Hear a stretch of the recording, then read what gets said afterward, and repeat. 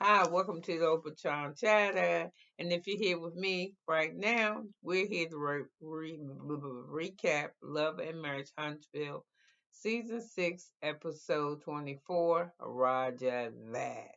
So, anyway, we start off with, of course, what we knew was going to happen, that, and she should have, with Miss Nell telling her husband, Chris, how Martell was all hiding talking shit to her. Ooh, ain't been long enough. Talking trash to her, and got felt some type of way because she wants to go. She's going to Melanie's name change. So anyway, Miss Nell was like, "Man, you know it's fitting to be something." And Chris like, "What?" And she was like, Mel, shit, it's probably gonna be a wedding." He said, "You think she marrying herself?" She said, "Ain't no telling with Mel, but know this. Did you see the invitation? It looked like a wedding invitation." She said it was real. It looked like it's gonna be real classy. So anyway, she said, "Let me get back to you with Martell." And he was like, "You ain't asked her if she cheated or not. This and that." He's like, "I don't know if he cheated." He said, "Well, she did cheat, and I got the receipts and this and that and other thing." So Chris said, "So I need to step to him for you. That's what I need to do. I need to talk to Martell." And she was like, "I mean, I can handle mine." I think she said she'd take care of her own shit. So anyway, she said, you know, she said, she's changing her name to Roger. She said she don't care what Martell think or say. She changed her name to Roger. Roger that. And then Ms. Nelson said she need to make that. She need to coin that, make that a T-shirt. So anyway, we with Tiffany, and as usual, she can't dress. And if y'all hear somebody in the background, coughing, it's my granddaughter trying to. She won't leave the room, and I want to get this video out. And I'm sick of arguing with her. She 5, and I'm just, I'm tired of her shit. So please forget her coughing. This annoying the hell out of me. So it might be annoying to you. So anyway, we got Stormy meeting with Tiffany, and Tiffany tells her, "Hey, how you doing?" And when I pulled up, I ain't had time to talk to you. We were both at the barbecue. But when I pulled up, I seen Mel and this one and that one. And I was just like, "Oh, I don't know what's going on." Blah blah blah blah blah. So anyway, they start talking. They're talking about playing like a little catch up game. Catch, I think, not catch up like Heinz, no shit. Catch up. Sometimes my words will slur together. Yeah, slur together. So anyway,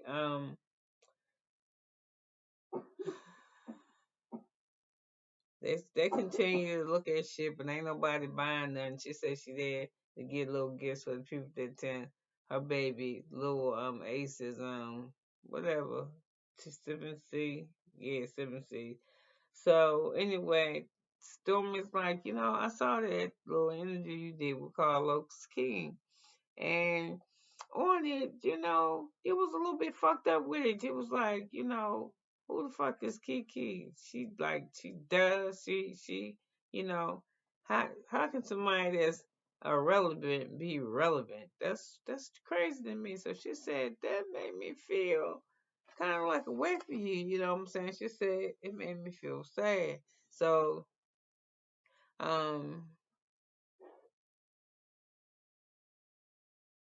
she said, when you was with Carlos, Tiffany was like, when you was with Carlos doing the interview, you was real, real shady. So Tiffany said, I move with people that elevate up. Okay, sidebar. Excuse me. Girl, you gonna have to get out of my room. You get out. Go. You coughing. I will call you back in after I finish my video, okay? Okay, thank you. Ooh, Lord have mercy. She was coughing so hard. Like she smoked damn cigarettes, like she got emphysema. Hell out of here. So anyway, she's gone now. Let me scooch my little thing up some more. So anyway, the more I scooch up, I can't see what I'm reading. So anyway, Tiffany was like, I mess with people that elevate me. Your husband work on a team, so I know his salary is set. Well, I think his salary is set. And what do you do? I mean, you say you made $3 million year before last, but I mean, before this year, whatever. But I don't know. I don't know what you do. So anyway, she says, she like to mess with progressive people. And Tiffany said, well, that's cool, but I'm trying to say this 100. You act like you better than her. Yeah, I think you said it. And she's like, no, I said, she said, yeah, you did. She said, and I was hurt by you saying it. She said, I didn't, I didn't say that about Tiff, about Kiki. Tiffany said I didn't say about Kiki. What I said was I say the shit other people thinking like they're scared to say. So anyway, Tiffany says, I don't know what you want me to do. You know what I'm saying? What you the ops now? You on her side. She was like, don't fuck with me. Tommy's like, yo, don't play them games with me, yo. She said, I ain't trying to stay in no pot or get no shit started between you and her. What I'm trying to do is get resolution. So if you thinking anything other than resolution, then you got me fucked up because I'm not on that type of time. Now, if that's the type of shit you want to do, you can enlist somebody else to do it because I'm not. So she said, what I'm doing is I really like for you and what's her name, Kiki, to talk. And then so uh what's her name? What's the what's the pale face name? So Tiffany said, "Is Stormy willing to talk to me?" And Stormy said, "Yeah, she might fuck with you a little bit." So she said, "Could you be the mediator if she want to talk?" She said, "I feel like if you was there, that shit would be a little bit better." So anyway, Stormy said, "Yeah, I want to check you on something else too, or ask you about when I gave you them products." I gifted you some products, and you told me you stopped using them because the shit in them was tearing up your face, or you mentioned that to somebody, and she says you broke out. So she said, "No, I ain't telling nobody that." She said, "If anything else, I ran out of the two products that I need." So I don't know if that meant for Stormy to get into her, or her let her know, let Stormy know she used them. And I don't believe she using all the products. I believe maybe one or two might have, but she ain't got the nuts to tell Stormy because she ain't holding her baby. Her baby is her damn shield. Because on the next episode, when we see her show up to talk to Kiki, and Stormy is the mediator, I think she got her. I think she brought her baby. Talking about she breastfeeding. That breast milk can go in a bottle. That's all I know. I know that. Then one of my eyes. That's why I keep closing this eye. Keep bothering me. So anyway, something always fucking with me when I get online. Ain't it? I know y'all be like, damn, this bitch, she damn near making it. Every time you turn around, something her back, her eye, her dialysis, blah blah blah, and kind of that's what it is too. I don't know, I just start sidebar. We offered the Huntsville love shit. Oh, it was good. It was good. It was alright. If it was a scale of 1 to 10, would I rate this? I'll give it an 8. Well, anyway, listen. Sidebar. I know every time y'all get on here, I got something wrong. I be telling y'all, excuse my corners of my mouth because it's my medication. And I'm sorry I'm dragging. It's the medication. And oh, my machine and this and that. And this because if you haven't been with me in the beginning, I say in the beginning, I only have 18 prescribed subscribers. And I don't say 18 to be like, that's all I got. I love y'all. Thank you for subscribing. Thank you for coming to look at me. I so appreciate it. I'm more than appreciate it. I'm happy, made me feel like I got some friends out there. But y'all don't do no talking to me though. Nobody will talk. So anyway, as I was saying, let me get back to what I was talking about. I had said sidebar about something. So anyway, I believe she used some of the products. I don't know what the fuck I was at with my sidebar. So anyway,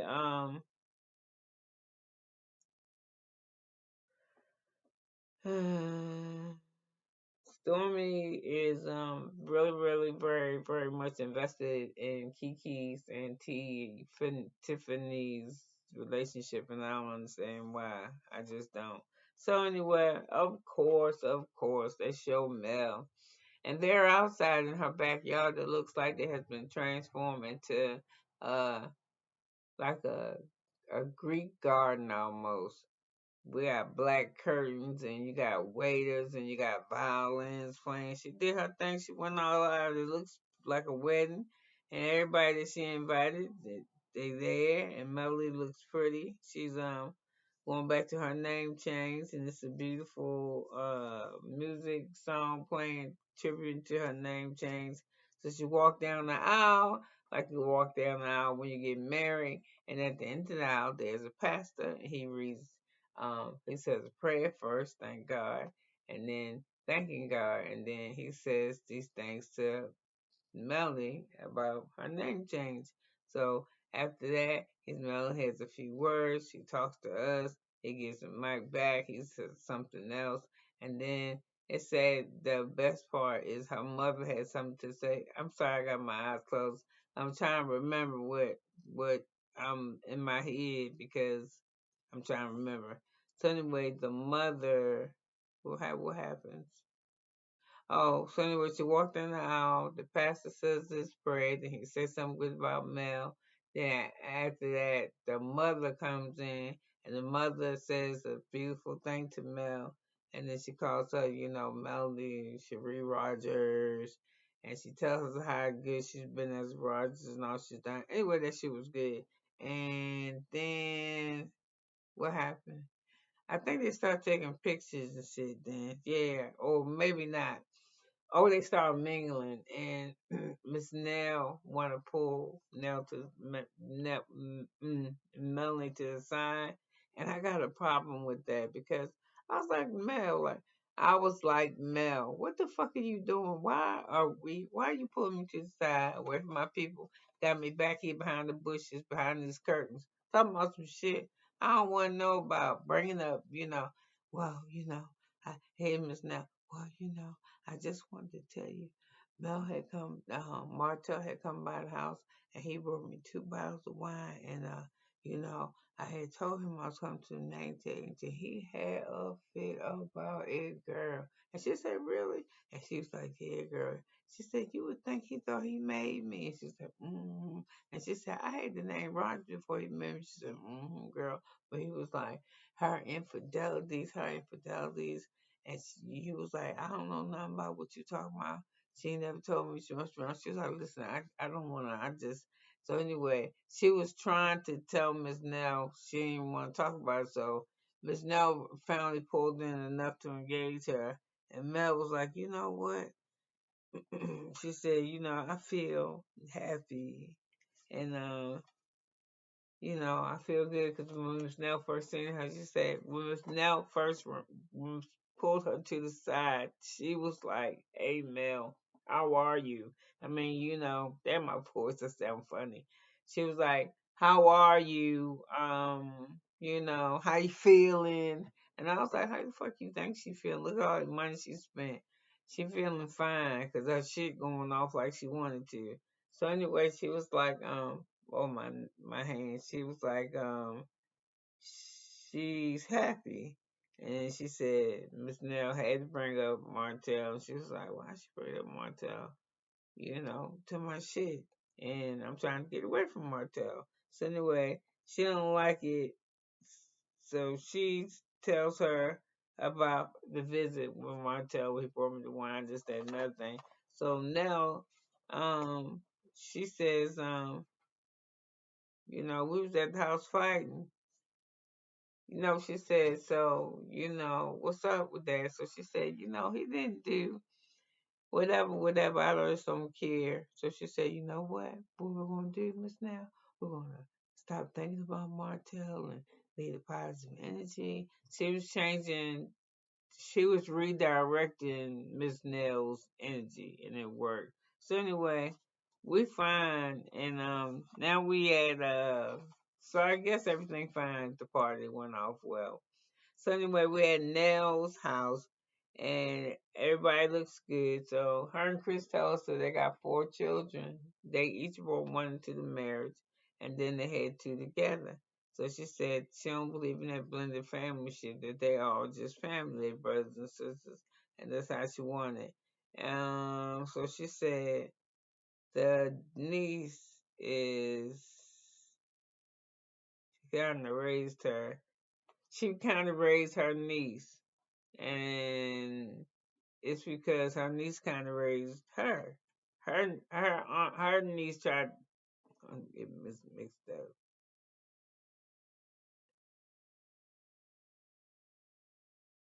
Her mom raised her. Her mom, the niece's mom, raised Miss Nell, and Miss Nell raised the niece. So anyway, Miss Nell found out Miss Nell's niece used to work for her, and Miss Nell fired her, so she had to find another job. So anyway, she found another job, and but she didn't tell Miss Nell. She told Uncle Daddy Chris, I think that's what they call him, because he's more understandable. You know what I'm saying? So I thought it was interesting that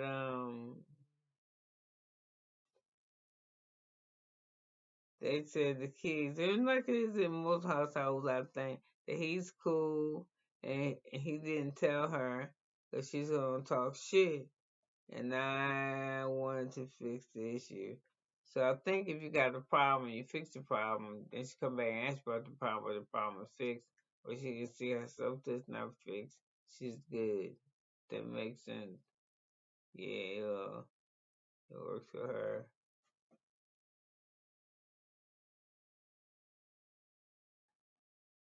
I'm really sitting here falling asleep, y'all. That medicine's giving me. Let me hurry up and get off this thing. So anyway, hmm. The kids. It's something. So anyway, Uncle, she tells Chris, I ain't gonna do all that Uncle Daddy shit. She tells Chris that she got fired from this job, right? But I guess so. Anyway, when she see her, she's like, "Why you ain't tell me you got fired from your job?" And she said, "I because I didn't want to come and tell you before the solution was fixed. So the solution has been fixed." So she said, but I didn't get a chance to really talk to you or whatever, whatever.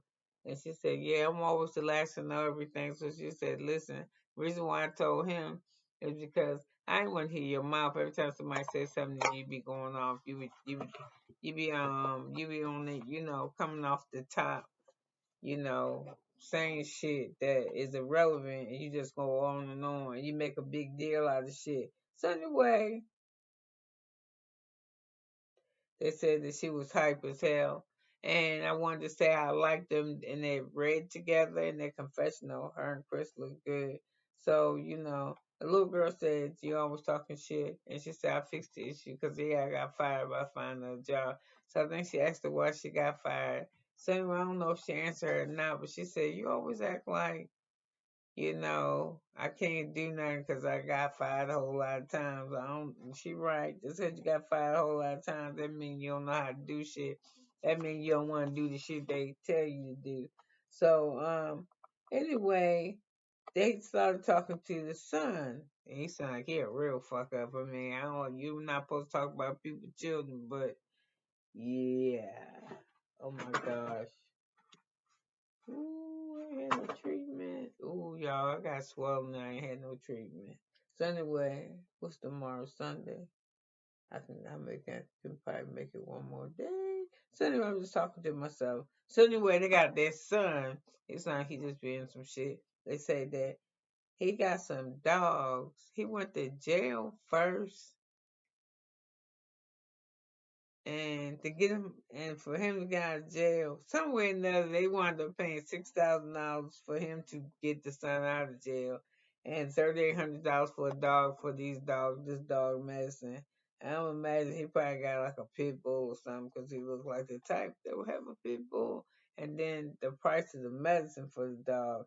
I thought the dog had surgery for $3,800. So anyway, the rule is you're not getting your dogs back until you give me back my $3,800. So I don't know, some kind of shit the son say, like it's an even trade, and I'm like, I don't even know what the fuck you said, and I know it ain't even trade. It didn't even sound right. So anyway, it pisses Nell off because she's like, that shit ain't no even trade.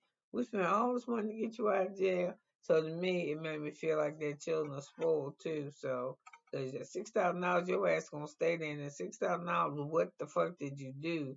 Because 6,000, I don't know that much about the criminal system, but I'm learning that the higher the bail, the more serious the crime. Or you had a whole lot of little crimes that add up to $6,000 for each charge. But I don't know, dude. This seems crazy. So anyway, we're about to see how Nell roll out. And it's a part after with her and Nell argue. I don't know if that was in or not, or they cut the scene out or not.